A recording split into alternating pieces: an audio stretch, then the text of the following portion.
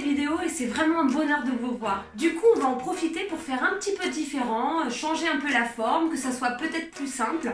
En tout cas, ça sera toujours avec le cœur. Alors pour ce grand retour, je voulais vous parler de développement personnel avec le Vision Board. Parce que c'est un petit peu grâce à lui que je me retrouve devant la caméra de la petite fabrique lumineuse. C'est vrai que 2020 est vraiment une année particulière, qu'il est difficile de faire des projets et d'avoir une énergie au top. De mon côté, je suis comédienne et autrice et c'est vrai que cette année, je me suis sentie bloquée, ça m'a coupé mon inspiration, mon envie de création. J'avais l'impression d'être empêtrée, engluée, enfin bref, que j'avançais pas. Jusqu'au moment où j'ai passé ma commande pour mon agenda Happy Flow 2021.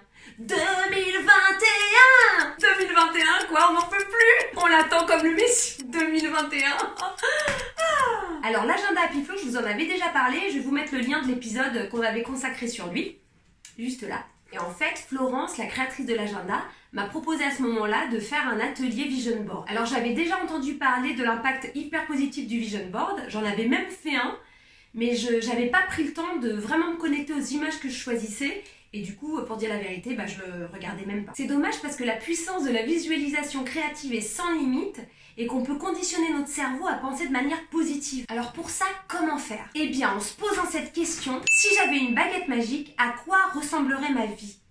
Comment je la transformerais? Alors on a l'impression au début que les réponses sont évidentes, mais en fait l'idée c'est vraiment d'aller au fond de soi-même, de ses valeurs, de ses envies, et il faut être la plus précise possible. C'est ce que Florence nous a demandé pour chacun de nos domaines de vie en nous posant des questions très concrètes. Et je me suis surprise à éclaircir rapidement la meilleure version de moi-même, celle que je voulais vraiment devenir. C'est juste que j'avais jamais pris le temps de le faire. Alors être coaché et travailler en groupe apporte énormément évidemment. On est là pour ça, pour avancer ensemble dans un cocon bienveillant. Et puis une fois qu'on a posé par écrit notre vie rêvée, on va l'illustrer avec des images qui nous font vibrer. Donc dans cette étape, il va falloir aussi prendre du temps pour trouver les images qui nous parlent d'emblée et qui nous apportent de la joie tout de suite. Ensuite, le secret, ça va être de placer son vision board dans un endroit stratégique pour qu'on puisse le voir et surtout le regarder avec amour très souvent. Alors je vais vous montrer le mien, celui que j'ai fait grâce à Florence et son atelier, et je l'ai mis à côté de mon lit, comme ça au coucher, je me connecte à lui plusieurs minutes. Ça fait un bien fou et ça me fait avancer. La preuve, c'est que je me suis remise au tournage